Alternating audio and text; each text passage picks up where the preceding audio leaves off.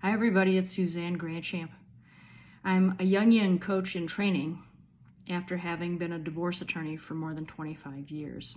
I've also had a little side gig and a little side hustle for a long time that not too many people know about, but that I'm bringing to the forefront because I feel it's needed, and it is a perfect complement to the work that I'm going to do as a Jungian coach. And that is that I read tarot and also oracle decks. Now, some people are like, what? What is this about? You're helping people figure out whether they're going to win the lottery or pull ahead in their high-stakes poker game or have a boyfriend or a girlfriend in 3 months? Heck no, not at all. That's not what the cards are for. The cards are really useful for people who are stuck in their heads, like attorneys and doctors and engineers and accountants and other professionals. Well, how does it do that, you may ask? Well, the tarot is a 78 card deck that has a lot of artwork and themes called archetypes that are incorporated into them.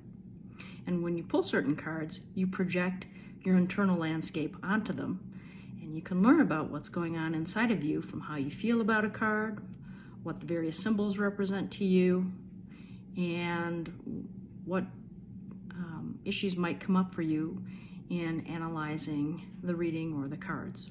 What are these little cards that have these weird symbols and sometimes odd artwork have to do with anything that's going on inside me? Seems awfully silly.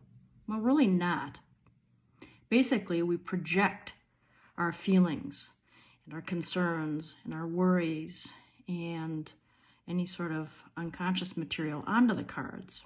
And in telling a story about the card, or in figuring out how the major themes that are appearing in the card are applying to our lives, helps us to understand what's going on internally. The easiest way to demonstrate this is to get right into it.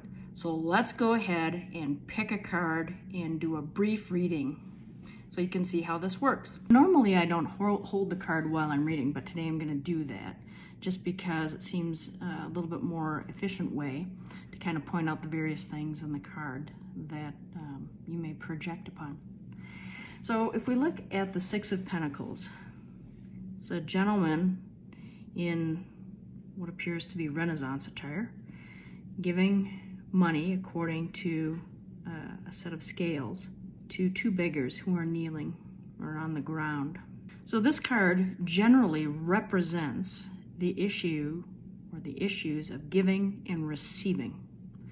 Not always having to do with money, but usually things of a physical nature. It could be one's time. It could be money, giving and receiving money, but it could be also physical assistance, asking for help. And in this card, what's interesting is you have the person who's doing the giving and receiving and potentially making some judgments about that based on the scales. And, do we give freely and willingly, or do we keep an account of, what we believe the person is owed or not owed? Or are we the people down here who are hoping to get something, begging to get something? How do we look at the world? Do we look at the world as one where we can freely give or freely receive? Or are there strings attached? And with the concept of giving and receiving, it could be our time, our money, our any sort of effort, a contribution to a cause. But it has to do with those concepts and how freely we give and receive.